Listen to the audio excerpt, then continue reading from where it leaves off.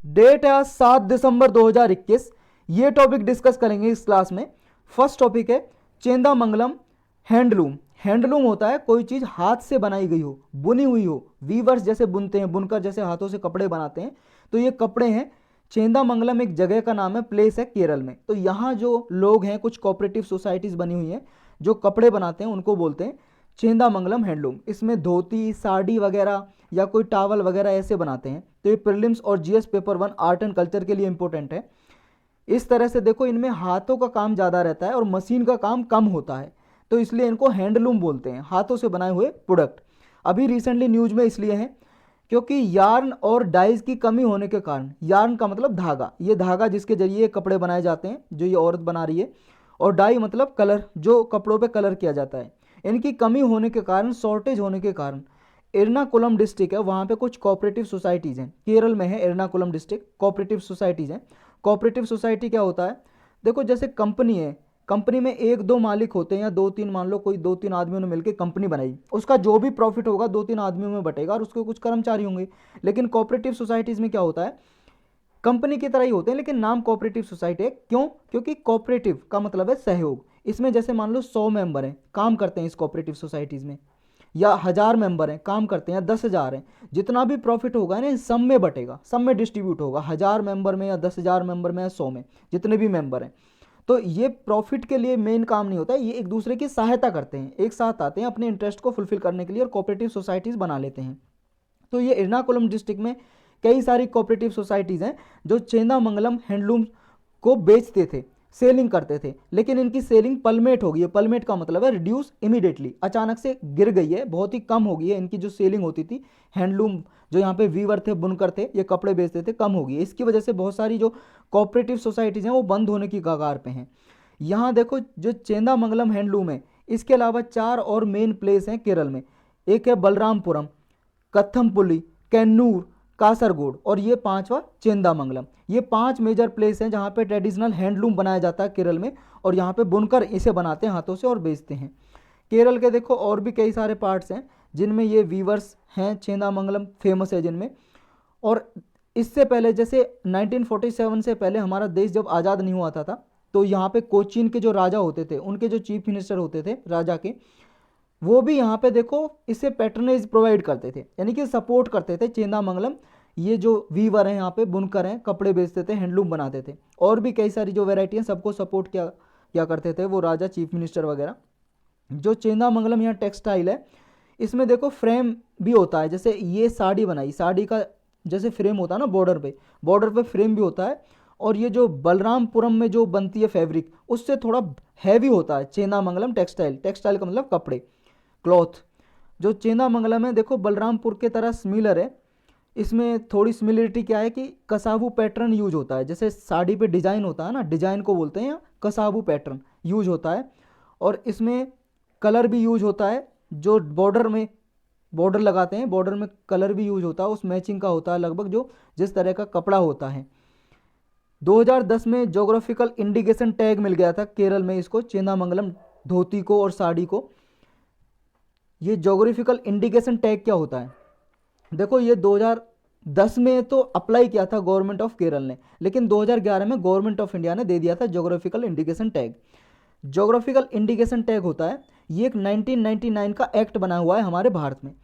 तो जब मान लो किसी की कोई हैंडलूम प्रोडक्ट है, या हाथों से बनाया हुआ है, या एग्रीकल्चर का है, खेतों में उगाते हैं, या कोई मैन्युफैक्चरिंग प्रोडक्ट है जिसकी कोई यूनिक क्वालिटी होती है, एक अलग ही उसकी क्वालिटी है, तो उस क्वालिटी के बेस पे उसको क्या है, जोग्राफिकल इंडिकेशन टैग दे देते हैं, यानी कि जीआई टैग। एक तरह से लाइसेंस मिल गया उसे 10 साल के लिए, लगभग 10 साल के लिए दे देते हैं, और वो आगे 10 साल खत्म होने के बाद इसे एक्सटेंड भी करा सकता है, आगे भी बढ़वा सकता है। तो 10 साल उस नाम से कोई दूसरा कोई भी कपड़े को, जैसे ये चेंदामंगलम धोती और साड़ी को मिल गया, तो किसी और प्लेस से कोई साड़ी को ये नहीं बोलेगा ये चेंदामंगलम साड़ी है, उस नाम से नहीं बेच सकता, वरना उसे उस पर लीगल प्रोविजन लग सकती हैं, उस पर उसके अगेंस्ट कार्रवाई की जा सकती है, उसे पकड़ा जा सकता है पुलिस के द्वारा। नेक्स्ट है कीहितिसूका साचिकरम। ये देखो एक रेप्टाइल है, ये मछली की तरह जो दिखाई दे रहा है, ये रेप्टाइल है, मैरीन रेप्टाइल है। ये मैरीन का मतलब समुद्र में पाए जाने वाला रेप्टाइल। रेप्टाइल जैसे सांप है, रेंगने वाला, पेट के बल चलते हैं, ऐसे ही ये रेप्टाइल है। जो मछली की तरह दिखाई दे रहा है। इंटरनेशनल टीम ऑफ रिसर्चर है, मतलब कुछ साइंटिस्ट हैं जिन्होंने अभी ये डिस्कवर किया है, खोज की है इस मैरिन रेप्टाइल की। ये लगभग 1 मीटर से ज़्यादा लंबा इसकी खोपड़ी है जो स्कल है, और इसका नाम दिया गया है कीहितीसुका साचिकेरम। ये देखो इसकी जो फैमिली है इचिथियोसोरस नाम की फैमिली से बिलोंग करता है। ये नाम याद रखने की ज़रूरत नहीं है, बस आपको ये याद रखना है जो ये कीहितीसुका साचिकेरम है ये क्या है, एक रेप्टाइल है, मैरिन रेप्टाइल, समुद्र में रेंगने वाला एक प्राणी है, ये याद रखना बस। नेक्स्ट है ईसी सानेक। ये न्यू डायनासोर की स्पीसीज मिली है जिसका नाम रखा है ईसी सानोक। ईसी सानेक देखो कुछ इस तरह का दिखाई देता था ये, मतलब अभी तो इसके बस फॉसिल्स मिले हैं, कुछ जीवाश्म मिले हैं, हड्डी वगैरह, हड्डी का कुछ पाउडर मिला है इसका, जिसके जरिए साइंटिस्ट ने पता लगाया कुछ इस तरह से दिखाई देता होगा ये जो ईसी सैनाक डायनासोर हैं। कुछ रिसर्चर हैं, साइंटिस्ट हैं जिन्होंने इस डायनासोर के पहली बार ग्रीनलैंड में इसके डायनासोर के स्पीसीज फाउंड किए हैं। देखो डायनासोर तो और भी कई जगह पे मिल चुका है, लेकिन इस तरह का डायनासोर ग्रीनलैंड पे मिला है, और ये लगभग 214 मिलियन ईयर्स एगो जिया करता था। 214 मिलियन ईयर पहले, 1 मिलियन में 10 लाख होता है, 10 लाख से मल्टीप्लाई कर दोगे तो लगभग 21 करोड़ 40 लाख साल पहले ये जिया करता था, रहता था ग्रीनलैंड में। ग्रीनलैंड तो आपको पता ही होगा कहाँ पे, ये वर्ल्ड मैप देख रहे हो, इधर देखो ये है ग्रीनलैंड, जिसे डेनमार्क भी बोलते हैं, कनाडा और यूएस के साइड में। तो ये जो पीरियड है ना, इसको बोलते थे लेट ट्रियासिक इपोक। इपोक का मतलब टाइम पीरियड, मतलब कौन सा पीरियड है, 21 करोड़ 40 साल पहले। इसका नाम दिया है साइंटिस्ट ने लेट ट्राइसिक इपोक। इसकी डिस्कवरी देखो इससे पहले 1994 में कुछ पैलियोंटोलॉजिस्ट थे, पैलियोंटोलॉजिस्ट का मतलब है कुछ ज्योग्राफर होते हैं जो ढूंढते रहते हैं, रिसर्चर वगैरह, साइंटिस्ट मांग लो। हार्वर्ड यूनिवर्सिटी से, हार्वर्ड यूनिवर्सिटी है जो यूएसए की, अमेरिका की, वहाँ से 2 और डायनासोर की स्कुल ढूंढी थी ईस्ट ग्रीनलैंड में। 1994 की बात कर रहे हैं, वहाँ पे 2 खोपड़ी ढूंढी थी डायनासोर की 1994 में, जिनमें से एक स्पीसीज ओरिजिनली ऐसा माना जाता है कि ये प्लेटोसोरस से थी, जो लंबी गर्दन वाले डायनासोर हुआ करते थे, जो जर्मनी में, फ्रांस और स्विट्जरलैंड में रहा करते थे। कुछ रिसर्चर हैं, उन्होंने ये डिफाइन किया कि जो ये नई स्पीसीज मिली है इसका नाम इन्होंने दिया है इसी सानेक। तो यही था इसके बारे में। नेक्स्ट है हाउ इज हांगकांग एडमिनिस्टर। देखो जो मैरिन रेप्टाइल मिला था और ये इसी सानेक, दोनों प्रीलिम्स के लिए इंपॉर्टेंट है, और ये जो टॉपिक है हांगकांग वाला, ये प्रीलिम्स और जीएस पेपर 2 यानी कि मेंस के लिए भी इंपॉर्टेंट है। यानी कि हांगकांग को एडमिनिस्टर कैसे किया जाता है, कैसे उसका रूल चलता है, एडमिनिस्टर का मतलब हांगकांग का कैसे एडमिनिस्टर किया जाता है, कैसे रूल चलता है, ये इसमें हम जानेंगे। अभी रिसेंटली न्यूज़ में है। हांगकांग आपको पता होना चाहिए कहाँ पे, ये वर्ल्ड मैप देख रहे हो आप, ये इधर चाइना दिखाई दे रहा है आपको, ये इधर जो दिखाई दे रहा है आपको इधर कोने में ये हांगकांग है। यहाँ पे ये वाला हिस्सा देखेंगे अभी हम, देखो ये दिखाई दे रहा है आपको यहाँ पे, ये जो हिस्सा दिखाई दे रहा था ये वाला ये इधर है देखो यहाँ पे, और ये इसके साइड में हांगकांग है, इसके साइड में हांगकांग है ये वाला पार्ट। यानी कि देखो ये वाला पार्ट जो उधर हमने देखा था ये इधर रह गया, इसके साइड में ये वाला पार्ट है हांगकांग। हांगकांग के साइड में ही है देखो मकाओ, कहीं दिखाई दे रहा होगा आपको, यहाँ पे एक मकाओ और है, यहीं पे प्लेस है इधर साइड में, ये मकाओ इसमें लिखा दिखाई नहीं दे रहा, इधर है ना, यहाँ पे देखो ये हांगकांग है इधर यहाँ पे, और ये मकाओ है यहाँ पे इधर साइड में, चाइना की इधर साइड में है ये। तो हांगकांग और मकाओ को कैसे डील किया जाता है चाइना के द्वारा, क्योंकि चाइना की एक पॉलिसी है जिसका नाम है वन सिस्टम, मतलब वन चाइना 2 सिस्टम पॉलिसी, तो उसको इसमें डिस्कस करेंगे। अभी रिसेंटली न्यूज़ में है, क्योंकि देखो हांगकांग की जो अथॉरिटी हैं उन्होंने क्या है एक लॉ की डिमांड की थी ताकि हांगकांग को ज़्यादा ऑटोनॉमी मिले, लेकिन अभी जो चाइना की गवर्नमेंट है उसने एक लॉ पास किया है जो हांगकांग का मिनी कॉन्स्टिट्यूशन है उसी का पार्ट बताया, लेकिन चाइना ने वो पास किया है, इसलिए ये न्यूज़ में आया। इसमें देखो कुछ रेजिडेंट हैं जो वो डिमांड करते हैं कि सेल्फ सेंसरशिप की, ताकि वो सिटी की प्रोग्रेस कर सकें। यानी कि सिटी, ये हांगकांग एक सिटी की तरह शहर है, लेकिन ये इसको ज़्यादा ऑटोनॉमी दे रखी है। ये जो चाइना रूल करता है इस पर, चाइना की जो पॉलिसी है 1 कंट्री 2 सिस्टम अप्रोच या पॉलिसी, इसके ज़रिए रूल करता है हांगकांग को भी, और ये मकाओ है इसको भी। ये स्पेशल एडमिनिस्ट्रेशन रीजन है। दोनों पहले देखो ये कॉलोनी थी, कॉलोनी का मतलब गुलाम थे ये ब्रिटिश गवर्नमेंट के, जैसे हमारा इंडिया 200-250 साल गुलाम रहा था, ऐसे ये भी गुलाम हुआ करते थे हांगकांग और मकाओ। लेकिन इनको जब ब्रिटिश छोड़ के गया, यानी कि ब्रिटेन छोड़ के गया ब्रिटिश गवर्नमेंट, तो चाइना को दे दिया था, ये चाइना को दे दिया था। इनका डिफरेंट इकोनॉमिक और पॉलिटिक्स सिस्टम है, लेकिन मेन लैंड चाइना का ही पार्ट है। ये जो पीपल्स रिपब्लिक ऑफ चाइना है, चाइना की पार्ट है, लेकिन इनका अलग से इकोनॉमिक और पॉलिटिकल सिस्टम भी है, यानी कि इनको ऑटोनॉमी भी है, अपने रूल्स रेगुलेशन ये खुद भी बना सकते हैं। हांगकांग को देखो चाइना को हैंडओवर कर दिया था ब्रिटिश गवर्नमेंट ने 1 जुलाई 1997 को, और मकाओ की सॉवरेंटी दे दी थी, ट्रांसफर कर दी थी 20 दिसंबर 1999 को। ये इतने को ये हैंडओवर कर दिया था चाइना को। तो चाइना ने देखो इनके पीपल को खुश करने के लिए ये 1 कंट्री 2 सिस्टम लेके आए, 1 कंट्री 2 सिस्टम। इसके जरिए इनको रूल किया जाता है। इनका अलग से मिनी कॉन्स्टिट्यूशन भी है, जिसके जरिए लॉ, कानून, इकोनॉमिक, पॉलिटिक्स सिस्टम को गाइड कर सकते हैं। यानी कि जितने भी इनकी इकोनॉमिक लीगल सिस्टम है खुद ये डिसाइड करते हैं। मकाओ और हांगकांग, इनकी खुद की करेंसी भी है, मुद्रा है, जैसे हमारे इंडिया की रुपया है और चाइना की रेनमिन भी है। तो हांगकांग और मकाओ की अलग अलग करेंसी भी है इनकी खुद की। लेकिन जो इनका डिफेंस और डिप्लोमेसी है वो डिसाइड करता है चाइना। बीजिंग मतलब चाइना की कैपिटल है, यानी कि चाइना डिसाइड करता है इनका डिफेंस सिस्टम, रक्षा के लिए रूल बनाना, सिक्योरिटी प्रोवाइड करना। उनकी डिप्लोमेसी, किसी दूसरी कंट्री से अगर मान लो डिप्लोमेटिक रिलेशन बनाने हैं, संबंध बनाने हैं, तो ये कौन डील करेगा? चाइना करेगा इनके बिहाफ से। तो बाकी ये काम चाइना का है। इनका खुद का मिनी कॉन्स्टिट्यूशन है, और ये मिनी कॉन्स्टिट्यूशन 50 साल तक वैलिड रहेगा। यानी कि 1997 में हांगकांग को दिया था, हैंडओवर किया था चाइना को, तो 2047 तक इसका कॉन्स्टिट्यूशन चलेगा, और मकाओ का चलेगा 2049 तक, क्योंकि 1999 में 2 साल बाद हैंडओवर किया था। लेकिन 50 साल के बाद क्या कंडीशन रहेगी ये अनक्लियर है, ये डिफाइन नहीं किया अभी कि इसके बाद क्या सिचुएशन होगी, कैसे डील किया जाएगा। चाइना ने लॉ पास किया हांगकांग में, ये फॉरेन सैंक्शन को, यानी कि कुछ प्रतिबंध लगे हुए थे। फॉरेन सैंक्शन का मतलब विदेशी कुछ नेशन ने प्रतिबंध लगा दिए थे सैंक्शन, उसके रेस्पॉन्स में हांगकांग के लिए लॉ बनाया चाइना ने। ये प्रपोज किया, चाइना ने इंट्रोड्यूस किया हांगकांग के लेजिस्लेशन के जरिए, बीजिंग के लेजिस्लेशन के जरिए नहीं, बल्कि हांगकांग के लेजिस्लेशन के जरिए। यानी कि चाइना ने बना और कहा कि ये जो हांगकांग का मिनी कॉन्स्टिट्यूशन है उसी का ही पार्ट है, यानी कि बेसिक जो लॉ है उसी का पार्ट माना जाएगा। चाइना लेके आया।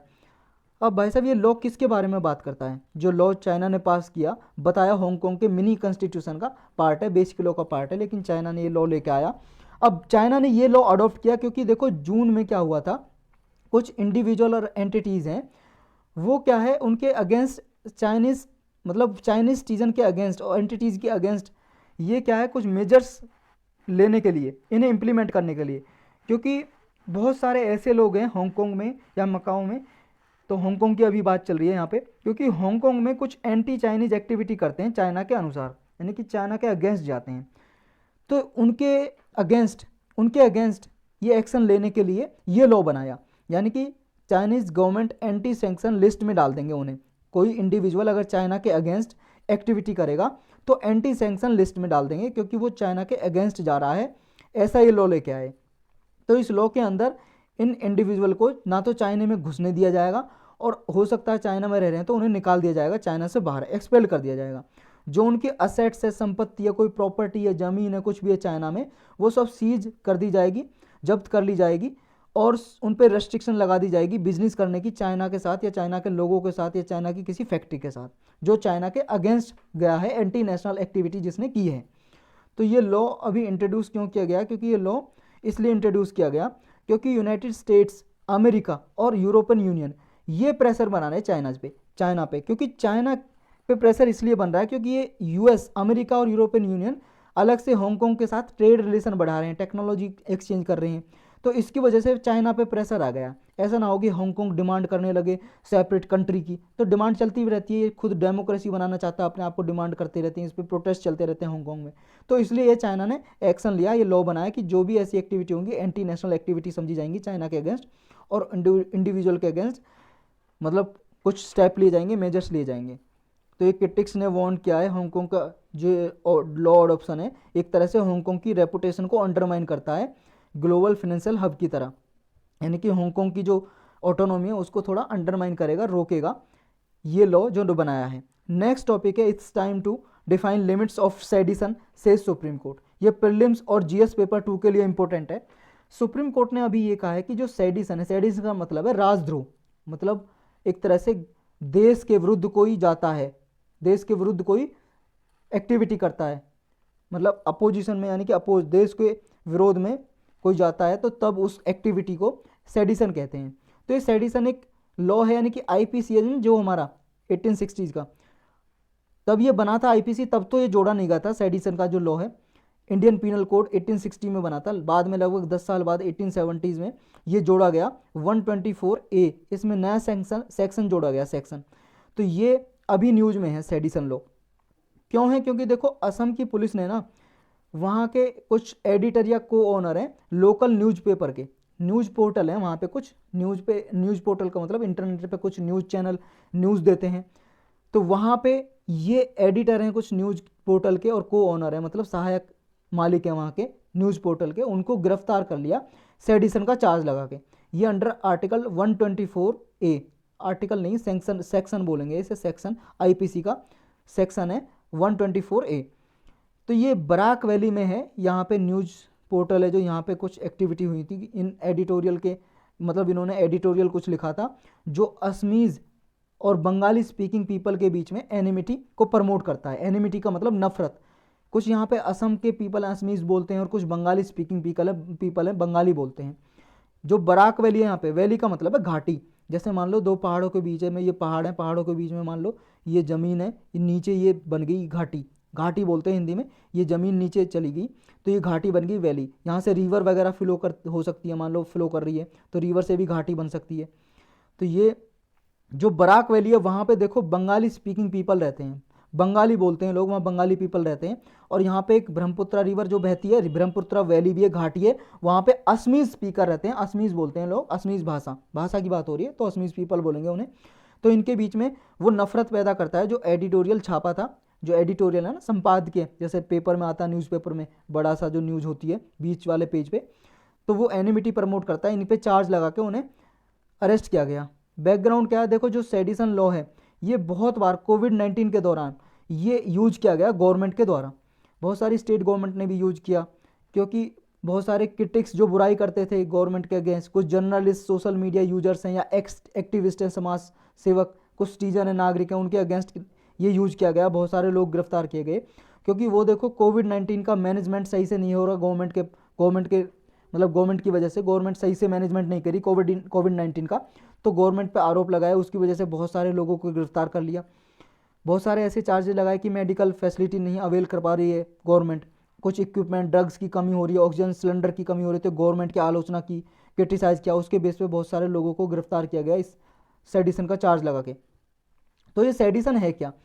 जैसा हमने पहले डिस्कस किया, जो आईपीसी है इंडियन पीनल कोड, उसका सेक्शन 124A है, ये कहता है कि जो कोई भी आदमी है, चाहे शब्द से, बाई वर्ड, यस बोल के, आइदर स्पीकन और रिटन, बोल के या लिख के, किसी शब्द से या किसी साइन संकेत करके, या कोई भी विजिबल रिप्रेजेंटेशन से, कोई भी दिखती हुई रिप्रेजेंटेशन से, या कोई अदरवाइज मेथड या कोई और मेथड यूज करे और ऐसा अटेम्प्ट करे, या तो देखो वो कोई हेट्रेड लेके आए, मतलब नफरत फैलाए समाज में और लेके आए, या अटेम्प्ट करे, attempt to bring into hatred, या नफरत फैलाने की कोशिश करे, भले उसने नफरत नहीं फैलाई, या फिर वो कंटेम्प्ट करे, किसी की अवहेलना करे, या किसी लोगों को भड़काए या भड़काने की कोशिश करे, लोगों को गवर्नमेंट के अगेंस्ट या गवर्नमेंट के लॉ के अगेंस्ट जा रहा है, तो उसको क्या है, आजीवन कारावास दिया जा सकता है, इम्प्रिजनमेंट फॉर लाइफ, उसे सजा मिल सकती है आजीवन कारावास की सेक्शन के अगेंस्ट, यानी कि ये सेक्शन लगाया जा सकता है 124A, और उसे अरेस्ट किया जा सकता है, गिरफ्तार किया जा सकता है।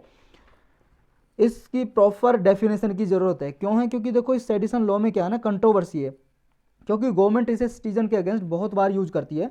कोई मान लो गवर्नमेंट की पॉलिसी है, कोई गवर्नमेंट ने पॉलिसी बनाई, स्कीम बनाई, योजना बनाई, तो कोई उसके अगेंस्ट बोलता है, बुराई करता है, क्रिटिसाइज करता है कि इसमें ये कमियां हैं, कभी तो गवर्नमेंट बहुत बार देखी जाती है कि उस आदमी को गिरफ्तार कर लेती है, या किसी इंडिविजुअल को या ग्रुप ऑफ इंडिविजुअल को। तो इस तरह से गवर्नमेंट की जब कोई क्रिटिसिज्म करता है तो ये गवर्नमेंट इसे यूज करती है। तो ये सैंक्शन क्या है, जो मतलब ये सेक्शन है जो 124A, ये इंडिविजुअल की जो फ्रीडम है, किसी भी आदमी की फ्रीडम ऑफ एक्सप्रेशन है, जो हमारे आर्टिकल 19 में फंडामेंटल राइट है, freedom of speech and expression, ये उसका वॉयलेशन करता है, उस पर रोक लगाता है, उल्लंघन करता है। क्योंकि ऑलरेडी देखो 19 पे अगर रेस्ट्रिक्शन लगानी है आर्टिकल 19 पे, तो आर्टिकल 19 में ही क्लाउज 2 में ही ऑलरेडी दी हुई है कि क्या क्या हम रेस्ट्रिक्शन लगा सकते हैं, क्या क्या रोक लगा सकते हैं फ्रीडम ऑफ स्पीच पे। लेकिन ये उस पर अलग से दिया गया है सेक्शन 124A आईपीसी में, तो इसका उल्लंघन करता है। और देखो जब ये 1860s में ब्रिटिश गवर्नमेंट लेके आई थी इसको, जब तो हमारा देश गुलाम था, तो ब्रिटिश गवर्नमेंट लेके आई थी, इसलिए लेके आई थी ताकि जो क्रांतिकारी नेता हैं हमारे देश के, जो विरोध करते हैं ब्रिटिश गवर्नमेंट का और इसे हटाना चाहते हैं, उनको मजल किया जा सके। यानी कि उनको मजल करने का मतलब उनका मुंह बंद किया जा सके, उन्हें गिरफ्तार किया जा सके अगर वो गवर्नमेंट के खिलाफ लोगों को भड़काते हैं। महात्मा गांधी जी और जवाहरलाल नेहरू जी ने भी इसका विरोध किया था। इसके बारे में बोला था महात्मा गांधी जी ने कि ये क्या है, प्रिंस है अमंग पॉलिटिकल सेक्शन, मतलब जितने भी ऐसे लॉ हैं, कानून है ब्रिटिश गवर्नमेंट के, उनमें ये राजा है, क्योंकि ये क्या है, सिटीजन की लिबर्टी है उसको सप्रेस करता है, जो नागरिक हैं, लोग हैं, उनकी जो आज़ादी है उसको रोकता है। जो नेहरू जी हैं उन्होंने भी इसको डिस्क्राइब किया था कि ये हाईली ऑब्जेक्शनेबल है और ऑब्नॉक्सियस है, मतलब बहुत ही ज़्यादा कठोर नियम है और बहुत ही ज़्यादा विरोधात्मक है। और नेहरू गवर्नमेंट ने ये भी, मतलब नेहरू जी ने जब ये भी बोला था कि जैसे ही हमारी गवर्नमेंट आएगी ये sooner we get rid of it the better, मतलब इन्होंने कहा था कि जितना जल्दी हमें इसे छुटकारा मिल जाए उतना अच्छा है इस लॉ से, जो सेक्शन 124A है। ये सेक्शन की जगह सैंक्शन निकल रहा है। सैंक्शन का मतलब होता है प्रतिबंध और सेक्शन मतलब प्रोविजन, धारा, ये सेक्शन, तो सेक्शन निकलना चाहिए, निकल रहा है सैंक्शन। तो सेक्शन आप याद रखना, अभी जब सैंक्शन भी निकले तो समझना सेक्शन की बात हो रही है। तो सेक्शन है जो 124 आईपीसी का, इंडियन पिनल कोड का, तो इसे हटाने की बात कही थी। लेकिन अभी तक देखो आज़ादी के कितने 75 साल पूरे हो गए हैं, अब तक ये हटाया नहीं गया है। सुप्रीम कोर्ट के कुछ रिलेवेंट उपयुक्त जजमेंट भी हैं, इससे रिलेटेड कुछ फैसले हैं, जैसे 1962 का है Kedarnath versus state of Bihar. इसमें 5 जज की बेंच बैठी थी सुप्रीम कोर्ट की। बेंच का मतलब 5 जज के ग्रुप था, उन्होंने डिसीजन दिया था। उन्होंने कहा था कि देखो जो ये सेक्शन है 124A, ये वायलेट करता है फ्रीडम ऑफ एक्सप्रेशन को। तो इसे क्या है, एक्सेप्शनल केस में यूज किया जाना चाहिए, कि ऐसा ना हो कि कोई मान लो गवर्नमेंट की कोई पॉलिसी को क्रिटिसाइज कर रहा है तो तब आप यूज करो। अगर कोई नफरत फैला रहा है, भड़का रहा है गवर्नमेंट के खिलाफ, गवर्नमेंट को गिराना चाहता है, तो तभी यूज किया जाए। अगर कोई पब्लिक डिसऑर्डर नहीं हो रहा है, सिंपली गवर्नमेंट की पॉलिसीज को क्रिटिसाइज किया जा रहा है, तो उस बेस पे ये गिरफ्तार नहीं करना चाहिए। दूसरा एक केस है 1995 का, उसमें Balwant Singh versus state of Punjab case का नाम है। इसमें बोला था, देखो कुछ लोगों ने खालिस्तान जिंदाबाद के नारे लगाए थे। देखो कुछ सिख कम्युनिटी के लोग हैं, वो पंजाब को अलग से अलग कंट्री बनाने की डिमांड करते हैं, कुछ उन्हें आतंकवादी डिक्लेयर किया जाता है, तो ये खालिस्तान बनाना चाहते हैं उसे। तो कुछ पीपल ने खालिस्तान के नारे लगाए थे, लेकिन सुप्रीम कोर्ट में उसमें कहा कि देखो सिर्फ खालिस्तान जिंदाबाद के नारे लगाने से, स्लोगन लगाने से, ये इसे सेडिशन नहीं बोला जा सकता, राजद्रोह नहीं बोला जा सकता, क्योंकि सेडिशन लॉ तब बोला जाएगा तब अगर मान लो वो कोई लोगों को भड़का रहा है। खालिस्तान जिंदाबाद कहने से लोग भड़क रहे हैं, गवर्नमेंट को गिराना चाहते हैं और आतंकवादी गतिविधियां बढ़ रही हैं, तो तब ही वो सेडिशन समझा जाएगा। रिसेंटली सुप्रीम कोर्ट ने इसका जून 2021 में भी रिवीजन किया, इसका रिव्यू किया एक तरह से, और इस पर लिमिट लगाने की बात कही कि इसको डिफाइन किया जाए क्लियरली कि कौन सा राजद्रोह समझा जाए, कौन सा नहीं समझा जाए, एक्ट इसे डिफाइन किया जाए। बहुत सारी FIR और कंटेम्प्ट पिटीशन डली हुई हैं, उनकी डिमांड भी की कि इनको हटाया जाए, मतलब रिमूव किया जाए। कोर्ट ने रिसेंटली भी ये ऑब्जर्व किया है कि ये टाइम आ गया है, इसको डिफाइन किया जाना चाहिए, इस पर लिमिट लगानी चाहिए। और जो प्रोविजन 124A है और ये सेक्शन है 153 आईपीसी का ही, ये बोलता है प्रमोटिंग एनिमिटी बिटवीन क्लासेस। अगर कोई मान लो नफरत की भावना प्रमोट करता है डिफरेंट क्लासेस के बीच में, तो 153 के अंदर भी उसे गिरफ्तार किया जा सकता है। तो इसको देखो इंटरप्रेट करने की ज़रूरत है अभी आईपीसी को, और इसकी जो राइट ऑफ प्रेस है और फ्री स्पीच है, पर्टिकुलरली इसको ध्यान में रखते हुए कि इनकी भी आज़ादी का उल्लंघन ना हो राइट का, और ये जो आईपीसी सैंक्शन है, मतलब सेक्शन है, इनको भी यूज किया जाए अच्छे से। तो डिफाइन करने की ज़रूरत है, ये सुप्रीम कोर्ट ने बोला। तो ये थे आज के टॉपिक।